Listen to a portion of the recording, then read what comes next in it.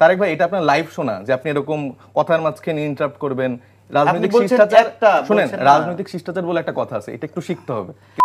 জীবিত মানুষকে মৃত দেখিয়ে মামলার টাকা নিয়ে খাচ্ছে, জুলাইয়ের টাকা নিয়ে খাচ্ছে। এরা আমাদেরকে, আপনারা খাচ্ছেন। আপনারা কারা? আপনারা এনসিপি। আপনি তো একটু জাস্ট নাম বলে দেন, আপনারা খাচ্ছেন। এনসিপি আপনারা খাচ্ছেন, আপনি খাচ্ছেন। আপনি প্রমাণ দেন সেটা। হ্যাঁ দিচ্ছি, এই যে প্রমাণ দিচ্ছি। বলেন সেটা কি? এই যে আপনার হলো কালের কণ্ঠে নিউজ হয়েছে নাকি আনোয়ার টিভি? হ্যাঁ না, কালের কণ্ঠে কেন? আপনারা সবাই আনোয়ার টিভি মনে করেন। স্থানের সময় সামনে থেকে আমাদের দলের অনেক নেতারাই ফাইট করেছেন এবং অন্যান্য রাজনৈতিক দল এবং স্টেক হোল্ডাররা যারা আছেন তারাও ছিলেন অবশ্যই। কিন্তু বর্তমানে যেসব নোংরামিগুলো হচ্ছে বা আসলে নেগেটিভলি পোর্ট্রে করা যায়, সেগুলো আমি মনে করি মানে বা বহিরাগত যেসব দলগুলো আছে তাদেরই দায়ভার বেশি। এর মধ্যে আমি মনে করি যে আমার পাশে যিনি বসে আছেন উনিও বড় অংশে দায়ী। কারণ উনি বসে বসে মানে যেরকম হেসে হেসে মিথ্যাচার করেন, সেটা আসলেই আমারও অবাক লাগে যে ভাই এই ঘটনাটা আসলে সত্যতাটা কতটুকু। একটু আগে তিনি যা যা বলছিলেন, মানে তার মধ্যে অধিকাংশ তথ্যই মিথ্যা, অধিকাংশ তথ্যই আসলে বিভ্রান্তকর। এবং ওনার এই কনফিডেন্টলি যে মিথ্যা বলার একটা অভ্যাস, এটা শুরু থেকেই ছিল। উনি যখন গণ অধিকার করতেন, উনি গণ অধিকার ভাঙারও একজন কারিগর এবং তার শুধুমাত্র ব্যক্তি আকাঙ্ক্ষা, ব্যক্তি ইচ্ছা, এগুলোর জন্য দলটি সে সময় ভেঙেছিল। এবং বর্তমানেও একটি বড় রাজনৈতিক দল বিএনপি, তাদের থেকে তিনি একটা আশা পেয়েছেন যে তাকে একটা আসন হয়তো বা ওনারা দিবেন। তো সেই আশার পরিপ্রেক্ষিতে সারাদিন বসে উনি এনসিপির দুর্নাম গায়, গুণগান গায়, তারপরে উপদেষ্টা যারা আছেন এদের গুণগান গায়। কিন্তু বিএনপির আশ্বাস পেলে এনসিপির দুর্নাম গাইতে হবে কেন? এটাই তাকে কাজ এটাই দিয়ে দেওয়া হয়েছে যে তারেক তুমি বসে বসে সারাদিন এই আক্তার কি করলো, নাসির কি করলো, নাহিদ কি করলো, এগুলা গুণগান গাও। সে যেগুলো বললো সেটা কোনটাই প্রমাণিত আছে? এই যে দুর্নীতির কথা বললো, এত কোটি টাকার দুর্নীতি, অত কোটি টাকার দুর্নীতি, কোনটা প্রমাণিত আছে একটু বলতে বলেন তো। তারপরে আমাদেরকে বললো যে আমাদের দল নাকি, আচ্ছা আচ্ছা আমি তো ভাই আপনার কথা বলার সময় আমি কথা বলিনি, আপনি কাইন্ডলি সালাউদ্দিন তানভীরকে আপনারা আপনি কাইন্ডলি একটু পরে বলেন। আপনি যে বললেন কোনটা প্রমাণিত, এই একটাতে বলেন আপনারা শুধু। কি গাজী সালাউদ্দিন তানভীর ব্যাপারে কি জানেন? তাকে আপনারা দল থেকে বাইরে রাখছেন কেন? তার ব্যাপারে এরকম অভিযোগ এসেছে, সেজন্য তাকে বাইরে রাখা হয়েছে। কিন্তু আপনি বলেন একটা প্রমাণ দেন, আমি তো একটাই আপনাকে দিলাম। না কিন্তু গাজী সালাউদ্দিন তানভীরের ব্যাপারে কোন প্রমাণ কি হয়েছে? আপনারা বের করে রাখলেন। দুদক এটা কি আমাদের দায়িত্ব নাকি দলের দায়িত্ব? দলই তো বের করে রাখলো। না দলের দায়িত্ব মানে তার বিরুদ্ধে যে অভিযোগের কথা বলছেন আপনি অস্বীকার করছেন? সেটা বাংলাদেশের আইনের জায়গায় কি প্রমাণিত হয়েছে? এটাকে বলেন যে বাংলাদেশ আইনে কি প্রমাণিত হয়েছে? আপনি অস্বীকার করছেন? আমি কি অস্বীকার করি নাই তো, আমি তো বলছি যে আপনি বলেন যে একটা প্রমাণ চেয়েছিলাম, আমি দিলাম। না আপনি আমাকে বলেন যে এই আইনের যে জায়গাটা বললেন যে সে দুর্নীতিগ্রস্ত হয়েছে বা আসিফ মাহমুদের পিএস কে সরিয়ে রাখলো কেন? তাকে কি কে সরাইছে? সরায়নি। কে সরাইছে ভাই? তাহলে গেল কেন সে? কি মানে আপনি আমাকে মূল কাহিনীটা বলেন, কে সরাইছে বলেন। আপনি তো এই যে কিছু মানে কিছু পোর্টাল আছে না, কিছু পোর্টাল, দুইজনের তো এনআইডি স্থগিত আছে তাই না? আনোয়ার টিভি আছে না, আনোয়ার টিভি, তারপরে যে যমুনা টিভির গাজী সালাউদ্দিন তানভীর এবং আসিফ মাহমুদের পিএস, এই দুইজনের এনআইডি স্থগিত আছে। কেন স্থগিত করলো? কে স্থগিত করছে? দুদক স্থগিত করছে। তারপরে নেক্সট কি হইছে? কি হইছে বলেন আপনি বলেন, আপনি তো সব জানেন। আপনি তো স্থগিত করে রাখছে, নেক্সট কি হতে হবে? নেক্সট বিচার করলো না কেন? বিচার করলো না কেন? তাহলে করলো না, বিচার করে না কেন করলো না? আপনাদের হাতে ক্ষমতা, বিচার করবে কিভাবে? আপনাদের হাতে ক্ষমতা। আমাদের হাতে কাদের? আপনাদের হাতে ক্ষমতা না, মানে কাদের সেটা একটু বলেন। আপনাদের হাতে। আপনাদের মিন্স কাকে বলছেন? আপনার এনসিপি, আপনার নাগরিক কমিটি, আপনার নাগরিক পার্টি। এত ক্ষমতা যে বিভিন্ন মানুষ দুর্নীতি করে বেড়াচ্ছে, সেগুলো অভিযোগ আসার পর সেগুলো আটকে যাচ্ছে। আটকে যাচ্ছে না? কোথায় আটকে যাচ্ছে বলেন? আটকে তো আছে। দুদক গ্রেফতার করেছে। দুদক কি এনসিপি চালায়? আপনাদের রিয়াদ গ্রেফতার হলো না? আমাদের রিয়াদকে এই যে গুলশানে চাঁদাবাজির জন্য গ্রেফতার। সেই রিয়াদ কোন দল করে? আপনাদের দল করে। এনসিপি করে? এনসিপি করে না। কোথায় আপনি একটা দেখান তো, কোন কমিটিতে আছে? সে করে যে কি আপনাদের দলের নাম কি? আমজনতা পার্টি করে। আমজনতা পার্টি বলে? দেখেন আপনি এখন আমার সামনে মিথ্যা কথা বলে আমাকে মিথ্যা। না আপনি যেভাবে বলছেন যে এনসিপি করে, সেটা আপনি দেখান যে কোথায় কোন কমিটিতে আছে। এনসিপি তো করে। সে কোথায় কোন কমিটিতে আছে ভাই? তারপরে ওই যে অপু, ও তো এনসিপিরই তো। সেটা আচ্ছা ঠিক আছে, আমি ধরে নিলাম এনসিপি। তার নিশ্চয়ই একটা ডকুমেন্টেড ফাইল আছে, সে অমুক থানা বা অমুক জায়গায়। আমাকে একটা লিস্ট দেখান। আরে বাবা, সে তো আপনি কি অস্বীকার করছেন তারা এনসিপির অন্তর্ভুক্ত না? না ডেফিনেটলি তারা অন্তর্ভুক্ত না এনসিপি। যাক, এটা দেশের মানুষ জানলো যে রিয়াদ, তারপরে এই যে এরা এনসিপির অন্তর্ভুক্ত না। ডেফিনেটলি আমি তো আপনাকে এই যে আরেকটা মেয়ে তমা গ্রেফতার হলো না ন্যাশনাল মিডিয়াতে। তমা গ্রেফতার হলো। তমা আপনাদের সংগঠনের না ভাই? আমি আপনাদেরকে ন্যাশনাল মিডিয়াতে বলছি, উনি যেগুলো এরকম আস্তে আস্তে উনি কে এটা কে আপনি বলেন, আমি তো বলতেছি যে আপনি বলছেন কমিটিতে আমি কতগুলো দেখলাম আমাকে আপনাদের এই যে আপনাদের একটা ছেলে সে হলো তারেক, আমি একটু সারা জীবিত মানুষকে মৃত দেখায় তারেক ভাই এবং মামলার টাকা তুলে খায়। তারেক ভাই একটা দেখান। তারেক ভাই, এটা আপনার লাইভ শোনা যে আপনি এরকম কথার মাঝখানে ইন্টারাপ্ট করবেন। রাজনৈতিক বলছেন শিষ্টাচার, একটা, শুনেন, বলছেন না। রাজনৈতিক শিষ্টাচার বলে একটা কথা আছে, এটা একটু শিখতে হবে। কিছু রাজনৈতিক নরমস আছে, এটা একটু আপনাদের শিখতে হবে। অন্যদেরকে আমরা শিখাচ্ছি না, আপনি নিজের থেকে একটু শিখেন। সারা যখন দেশের মানুষ পাশের জানে বক্তা আপনাদের আচরণ, যখন পাশের বক্তা কথা বলে তাকে সাইফ, একটু সুযোগ দিন, তারপরে আপনারা বলুন। তারেক আমরা একটু সাইফের কাছে একটু জানতে চাই, আপনার কাছে আসবো আমি। আচ্ছা, তো সাইফ, তারা জীবিত মানুষকে মৃত দেখিয়ে মামলা করে টাকা খায়, এরকম চিন্তা করতে পারে। আবার আমাকে বলে মিথ্যা বলছে। ওকে, আপনি আপনার কথা পরে বলেন, আমি পরে সময় দিচ্ছি আপনাকে। আগে সাইফের কথা শুনে আসি যে এই দঙ্গলবাজির দায়টা নিবেন কিনা আপনারা।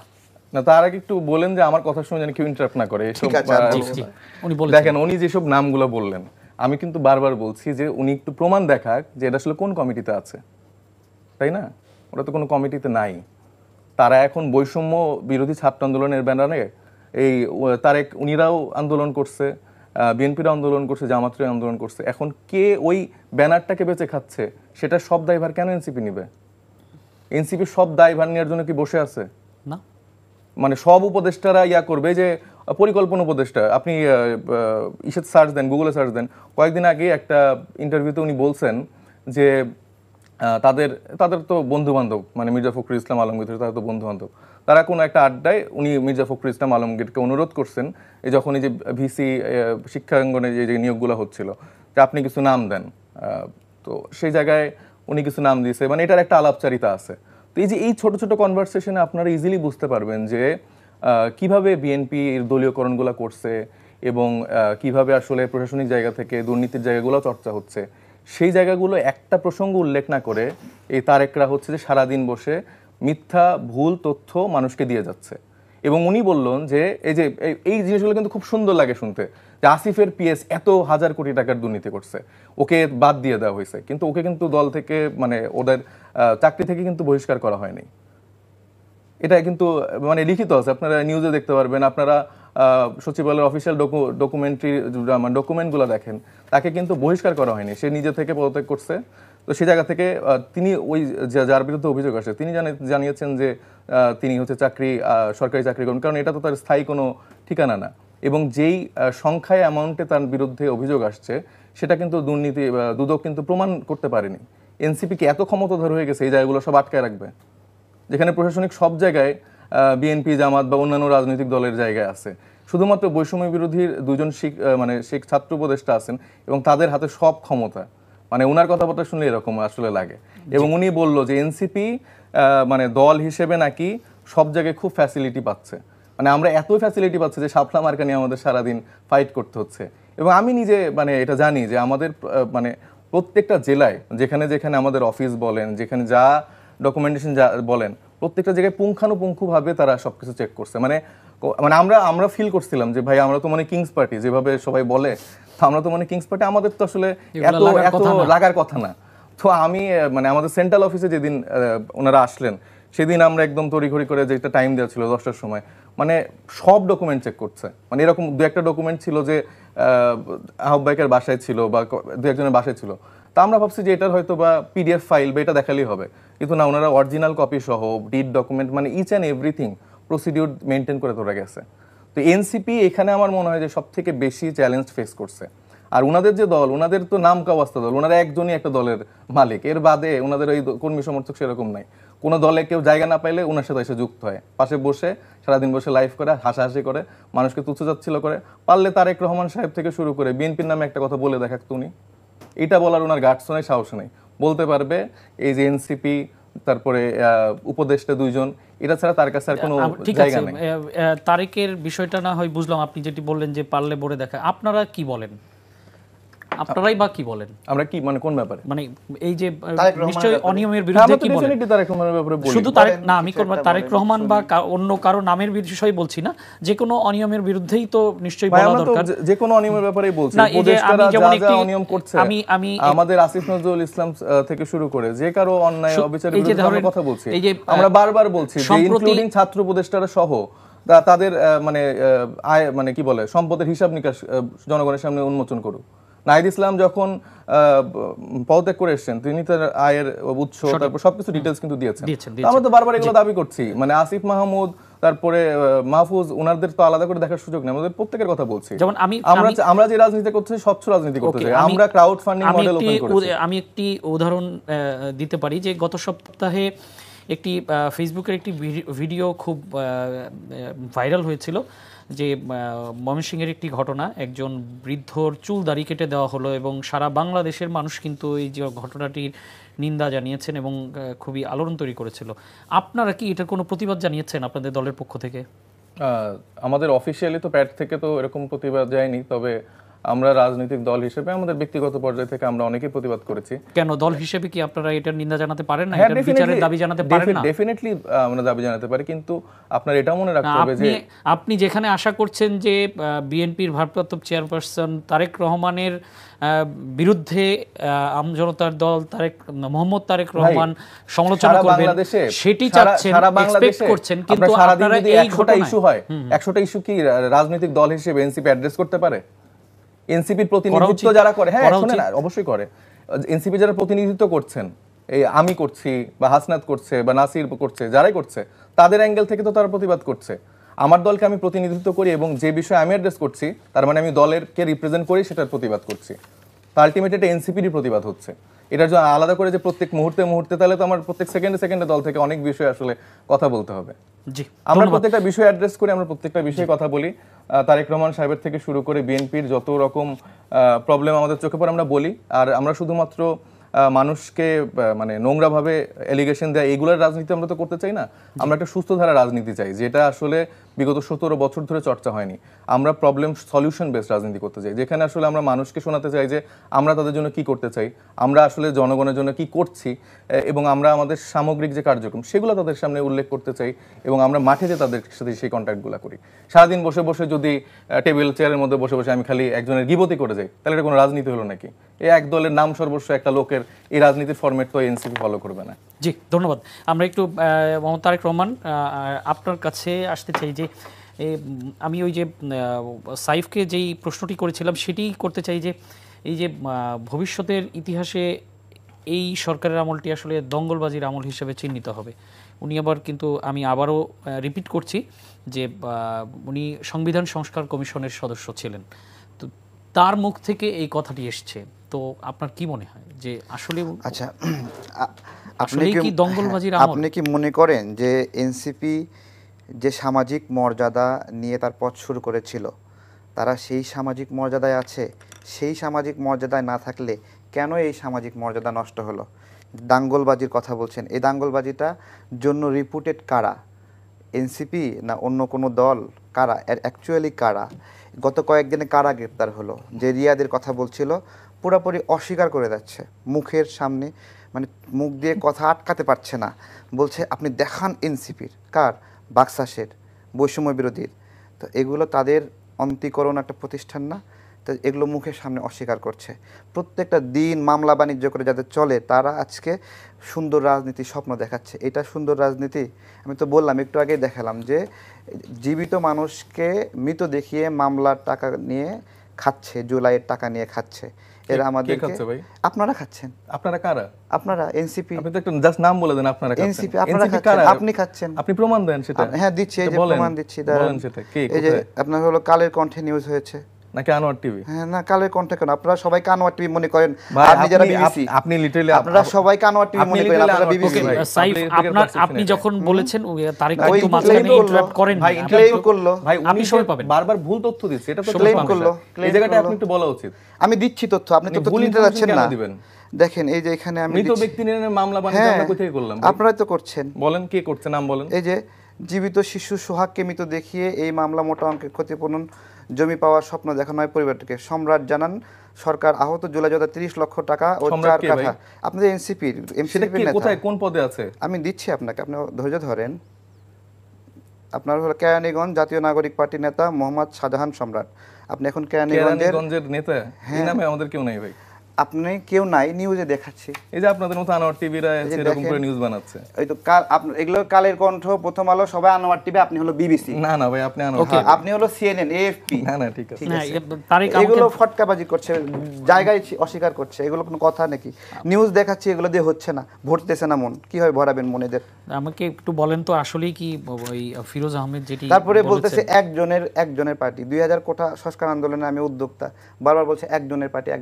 আমার দলের লোকই মারা গেছে 7 জন, আমাকে বলছে একজনের পার্টি। 100 জনের উপর আমাদের আহত তালিকা রয়েছে, বলছে একজনের পার্টি, অসম্মান করতেছে বারবার। ঠিক আছে, কি বলবো? তোমরা যখন আন্দোলন বন্ধ করে দিছো, সেই সময় আন্দোলনের হাল ধরছি আমরা। আপনি এরকম শোতে কাউকে তুমি করতে পারেন। আচ্ছা, আপনারা ধরেন, আমি সরি, দুঃখিত। না না না ঠিক আছে, ঠিক আছে। আপনারা যখন আন্দোলন বন্ধ করছেন, তখন আমরা আন্দোলনের হাল ধরেছি। আপনার থেকে এরকম আচরণ আমরা এক্সপেক্ট করি। আপনি বলেন। ঠিক আছে, হাল ধরেছি। আপনি বারবার বলছেন একজনের পার্টি। আমার পার্টি যদি কোটা সংস্কার আন্দোলনে কেউ যদি মানে স্যাবোটাজ করে, সেটা ছিলেন আপনি। মানে নুরুল হক নূর থেকে শুরু করে তাদের কাছ থেকে শুনেন, আমরাও কোটা সংস্কার আন্দোলনেই ছিলাম, সামনের সারি থেকে ছিলাম। সামনের কোন সারিতে ছিলেন আপনি? আমরা ঢাকা বিশ্ববিদ্যালয়ে পড়ালেখা করছি, সেই সময় যখন নুরুরা আর সামনে আসতে পারছিল না, সেই সময় আমরা 10-12 থেকে 15 জন এই আন্দোলনটাকে নেতৃত্ব দিয়েছি। কোথায় নেতৃত্ব দিয়েছেন দেখেন? এটা নাকি আমরা ছবি নিয়ে বসে আছি নাকি? আপনার মোবাইলে আপনার ছবি থাকবে না? তারেক আমরা একটু আলোচনায় ফিরি। 18 সালে কোটা আন্দোলন নিয়ে ভাই ওনার সাথে আমাকে ডাকছেন না, তারেক আমরা একটু আলোচনায় থাকি। কি অসম্মান করছে এভাবে, একজনের দল বারবার বলছে। মানুষ, আমার দল একজনের যদি হয়, আমার কথাটা আপনি কি মিথ্যা প্রমাণিত করেন দলিল দিয়ে, তথ্য দিয়ে? আপনি সত্য কথা বলেন ভাই, একজনের দল। আপনি সত্যতার সাথে সত্য কথা বলেন। তারেক আমাকে বলেন তো যে এই যে ফিরোজ আহমেদের কথা বলছিলাম, উনি কিন্তু আজকে বলেছেন যে সরকার তার দলের নাহিদ আমার হাতে কর্মী হয়েছে, এগুলো কি বলে? ওকে, সেটি হতেই পারে, সেটি হতেই পারে, একজনের দল, সেটি হতেই পারে। আপনি কার কর্মী ছিলেন? আমি আন্দোলনের উদ্যোক্তা ছিলাম। আপনি তো ভাই আমাদের মহান নেতা। আপনি দেখেন উইকিপিডিয়া 2018 সালে কোটা আন্দোলনের সংগঠক, দেখেন আপনি অনেক মহান নেতা ভাই। দেখেন আপনি। সাইফ আমাকে যদি একটু সুযোগ দিতেন, তাহলে আমি একটু তারেককে একটু প্রশ্ন করতাম। ছোট কর্মীদের আনন্দ যে হয় না। তারেক আমাকে একটু বলেন তো যে ভোটে জিতে আসতে চাইলে পরের সরকারগুলো যেই বন্দোবস্তকে আর বদলানোর কথা কল্পনাও করতো না, হ্যাঁ, সেই জায়গাটায় এই সরকার আমলাদের জন্য গাড়ি কিনবে, শিক্ষকদের বেতন দিবে, প্রশিক্ষণ, শিক্ষার গুণগত মান বৃদ্ধি করবে, মানে সম্পদ কোন জায়গায় কাজে লাগাবে সেই ওয়াদা করতে দেশের রাজনৈতিক দলগুলোকে অন্তর্বর্তী সরকার বাধ্য করতে পারত। কিন্তু এই সরকার সেই পুরনো সরকারকেই ফলো করছে এই সমস্ত ক্ষেত্রে। তো সেই প্রসঙ্গেই বলেছেন যে বর্তমান সরকারটা আসলে যেই সুযোগটি পেয়েছিল গত 14 মাসের, তারা সেই সুযোগটি নষ্ট করেছে। তো আপনার কি মনে হয় তারেক? আমরা ব্যক্তিগত আক্রমণে আর না যাই। না দেখেন, হাতে সময় সংস্কারের বিষয়ে আমরা হলো এই সরকারের এমন কিছু মানুষকে আমরা দায়িত্ব দিয়েছি যাদেরকে আমরা চিনতাম না। আমাদের শুকরিয়া যে আমরা বেঁচে আছি, জেলখানাতে আল্লাহ করছিলাম, আল্লাহ কোনোভাবে এখান থেকে বেঁচে ফেরাও। হ্যাঁ, রিমান্ড থেকে 5 আগস্টের আগে, হ্যাঁ 5 আগস্টের আগে, ঠিক এক্স্যাক্টলি 5 আগস্টে যখন মুক্তি হলাম, মুক্ত হওয়ার আগেও চিন্তা করছিলাম যে আল্লাহ দেশকে তুমি বাঁচাও, কোনোভাবে বাঁচালেই হলো। ঠিক আছে, তো এই আমরা বেঁচে আসছি, এটা আমাদের বোনাস। কিন্তু সরকারের যখন মূল্যায়ন আমরা করি, এই সরকারের দায়িত্বে যারা আছে, এক্স্যাক্টলি এই সরকারগুলো, এই প্রতিনিধিগুলো যদি আওয়ামী লীগের কোনো প্রতিনিধি থাকতো সরকারের, তাহলে কি তারা অ্যাডজাস্টেবল হতো না? মানে কি ক্রাইটেরিয়ার কারণে আমরা এই সরকারের প্রতিনিধিদেরকে স্পেশাল বলবো যে তারা গণ অভ্যুত্থানের ক্যারেক্টার ধারণ করে? যেমন আমরা রেজওয়ানা ম্যাডামকে আমাদের ফ্যাসিবাদ বিরোধী আন্দোলনের অনেক প্রোগ্রামে আমরা দাওয়াত দিছি। ঠিক আছে, বলছে আমার এই অসুস্থ, আমার এই প্রোগ্রাম আছে, ওই প্রোগ্রাম আছে, জীবনের ডাইককে একদিন আমরা আনতে পারিনি। ঠিক আছে, উনি ওনার স্বামীর যে ডিজাফিয়ার হলো, একটা জিডি পর্যন্ত করে নাই। ঠিক আছে, উনি আসা এই সরকারের দায়িত্বশীল, গুরুত্বপূর্ণ হয়ে গেছে। কি কারণে ফারুকী সাহেবকে স্পেশাল ক্যারেক্টার নেব যে তিনি আমাদের এই গণ অভ্যুত্থানের, ওনার ওয়াইফকে দিয়ে উনি শেখ মুজিবের ছবি করাইছে না? কি কারণে? এই লোকগুলো তো আওয়ামী লীগের সাথে অ্যাডজাস্টেবল ছিল, সেখানে কোপ করেছিল, তাই না? আপনি এই ধরনের একটা ক্যারেক্টারওয়ালা সরকারকে প্রত্যাশা করছেন তারা সংস্কার করে দেবে, বাট জনগণ তাদের ভোট দিয়ে একটা সরকার বানাবে, সেই সরকারের উপর আমাদের বিশ্বাস নাই যে সেই সরকার সংস্কার করতে পারবে। এক্স্যাক্টলি যাদেরকে আমরা চিনি না তারা সংস্কারের জন্য বিশ্বাসযোগ্য, আর যাদেরকে আমরা চিনি ট্রাস্টেবল, জনগণ কম্পিট করবে, খারাপ মানুষ নির্বাচিত হবে। তো তাহলে অনেকগুলো খারাপ মানুষের মধ্যে অপেক্ষাকৃত যে ভালো সেই তো নির্বাচিত হয়ে যাবে, তার উপর আমার ভরসা নেই। কিন্তু এই অপরিচিত মানুষগুলো, আপনার যাদের বাংলা নাগরিক অনেক, তাদের উপর আমাদের ট্রাস্ট রাখতে হবে, এরা আমাদের এগুলো সুন্দর বানাই দেবে। জি জি, ধন্যবাদ। সাইফ মুস্তাফিজ, আপনার কাছে কিন্তু একই জিনিস জানতে চাই যে আসলেই কি এই সরকার তার সুযোগটি নষ্ট করেছে? যেই সুযোগটি, এরকম ম্যান্ডেট নিয়ে কিন্তু বাংলাদেশে আর কোনো সরকার আসেনি। 8ই অগস্ট 2024 এই সরকার যে দায়িত্ব নিয়েছিল, তখন যেই ম্যান্ডেটটি তারা জনগণের ম্যান্ডেট পেয়েছিল, কোনো নির্বাচনের মাধ্যমে না, হ্যাঁ, সেই ম্যান্ডেটটি তারা কি আসলে নষ্ট করলো? হ্যাঁ, ডেফিনেটলি নষ্ট করেছে। তবে এখনো কিঞ্চিত কিছুটা সুযোগ আছে, যেন মোটা দাগে আমরা এই কথাগুলো না বলতে পারি, সেটা তাদের কাছে এখন একটা সুযোগ আছে। তবে আমি মনে করি যে আসলে সেই মোটা দাগে সুযোগগুলো কি কি যে কাজে লাগানো যেতে পারে সামনের দিন? মানে ধরেন যে সংস্কার নিয়ে আমরা এত কথা বলি, মানে আসলে সংস্কার কি হয়েছে আসলে 1-1.5 বছরে? ওনাদের কিছু সংস্কার হয়তো বা নিজেদের পার্সোনাল বেনিফিটের জায়গা তৈরি হয়েছে, কিন্তু সামগ্রিকভাবে বাংলাদেশের কি কোনো অন্যরকম কোনো চেঞ্জ এসছে কিনা? কোনো রাজনৈতিক দলের ক্ষেত্রে তাদের ফ্যাসিলিটেট তারা করতে পেরেছে হয়তো। তো এইটা তো মোটা দাগে সংস্কারের ডেফিনেশন আমরা মনে করি না। তো আমরা যেই ক্রাইটেরিয়াগুলা সেট করেছিলাম, যেটা আসলে জনগণের চাওয়া ছিল, জনগণের আকাঙ্ক্ষা ছিল, সেই অনুযায়ী তো কেউ কোনো কাজ করতে পারেনি। এই যে উনি যথার্থ বলেছেন যে মোস্তফা সরোয়ার ফারুকী, রিজওয়ানা আপা থেকে শুরু করে এরকম অনেক মানুষই আছেন যারা আসলে মানে যে সুযোগটা আসলে তাদের ছিল জনগণকে আসলে সার্ভ করার, সেটা তো তারা আসলে মানে খুইয়ে ফেলেছে। এবং এই মানুষ, অনেকের বিরুদ্ধে তো অভিযোগ আছে তারা আসলে ক্যাপাবলই না। হ্যাঁ, ডেফিনেটলি অনেকের বিরুদ্ধে এই অভিযোগটা আছে যে তারা আসলে সেই ক্যাপাসিটি অনুযায়ী বা ক্যাপাবিলিটি অনুযায়ী আসলে কাজও করতে পারে নাই বা যোগ্যতা অনুযায়ী করতে পারে নাই। আসলে সমস্যা হয়েছে কি যে সেই জায়গায় আমাদের ক্ষেত্রে পরিবর্তন করার সুযোগ ছিল, সেই পরিবর্তনটাও কিন্তু সমস্যা হয়েছে। দেখেন যে মানে আওয়ামী লীগ, মানে আমি আবারও দলীয়করণের কেন কথাটা বলছি, আপনি যদি মানে কালচারাল সেক্টরটা দেখেন, পুরাপুরি দলীয়করণ করা হয়েছে। মানে এমন কোনো নায়ক নায়িকা নাই, লেখক নাই, প্রডিউসার থেকে বড় সবাই দেখি যে মানে আওয়ামী লীগের করে ফেলা হয়েছিল। তো এই জায়গাগুলো তো কিছু সৃষ্টিশীল, তারপর ক্রিয়াশীল এরকম কিছু মানুষজন, কিন্তু যারা আপনাদের জুলাই গণ অভ্যুত্থান কিন্তু গতি পেয়েছিল কালচারাল অঙ্গনের লোকজন যখন মাঠে নেমেছে। আমি তো সেটাই বলছি, একটু আমি শেষ করতে দেন। তো মোটা দাগে 70 to 80% এরকমই মানুষ ছিল যারা আসলে আওয়ামী লীগকেই মানে বন্দনা গায়, পা পা পা পা পা। তো কিছু মানুষ, হাতে গোনা কিছু মানুষ যারা ছিল, তারা রিভলভ করলো, তারা আসলে অভ্যুত্থানে কিন্তু সেই স্পিডটা দেখালো। শিক্ষকদের মধ্যেও একটা মোটা অংশ ছিল আওয়ামী লীগের, কিছু অংশ ছিল বিএনপির, যারা আসলে সবসময় অনেকভাবে ওনাদের দ্বারা আসলে নিগৃহীত হয়েছে এবং তারা তাদের মতো করে আসলে ফাংশন করতে পারেনি। আমি দেখেছি আমার ডিপার্টমেন্টের অনেক শিক্ষক যারা বিএনপি বন্ধু ছিল বা এরকম, তারা অনেকভাবে নিগৃহীত হয়েছে। সেক্ষেত্রে কিছু মানে 20-30 জনের একজন মানে কিছু শিক্ষক তারা সামনের থেকে যখন নেমে আসলো, তখন কিন্তু এই সাহসটা কিন্তু খুব সঞ্চারিত হয়, মানে অন্য মানুষের মধ্যে প্রভাবিত হয়। তো আমরা দেখেছি তখন আস্তে আস্তে সাধারণ মানুষের মধ্যে জিনিসগুলো প্রভাবিত হয়েছে, যখন একজন সাংস্কৃতিক কর্মী নেমেছে। এবং আমাদের কাছে মানে ইয়াগুলা খুব কম, আমাদের রিসোর্স অনেক কম, কারণ যে হারে দলীয়করণ করা হয়, মানে আমাদের একটা মোটা দাগের মানে শিক্ষার্থীদের একটা অংশ কিন্তু দেশের বাইরে চলে যায়। তারা দেশের পলিটিক্সটাকেও ভালোবাসে না, কারণ এই যে এইসব নোংরামিগুলো যে হয়, এগুলো তো তাদের কাছে পছন্দ না। তো 17 বছর ধরে তারা একরকম নোংরামি দেখেছে, তো তারা সেফ ফিল করে যে আমরা বাইরে চলে যাব, ওইখানে আমাদের লাইফ সেট করবো, দেশে আসলে সম্ভাবনা নাই। কিন্তু আমরা চাই যে আমরা নতুন করে যেন সম্ভাবনাটা তৈরি হয়, কারণ এই যে এখন রিসোর্স নাই, হয় আমার বিএনপি পন্থী কারোর সাথে নেগোসিয়েশন করে আমাদের সেট আপগুলো ঠিক করতে হবে, নাহলে জামাতপন্থী। তো এই দলের বাইরে আমি কোনো লোক খুব বেশি পাওয়া কঠিন। এবং আমাদের যে জেনারেশন, সেই জেনারেশনের মানুষজন তো ধরেন সর্বোচ্চ 35, ম্যাক্স 40 এইজের মানুষগুলা। তো একটা মানুষ ওই দায়িত্ব পেতে হলে তাদের আরও বড় হতে হয় বা ক্রাইটেরিয়াগুলো আরও ফুলফিল করে যেতে হয়।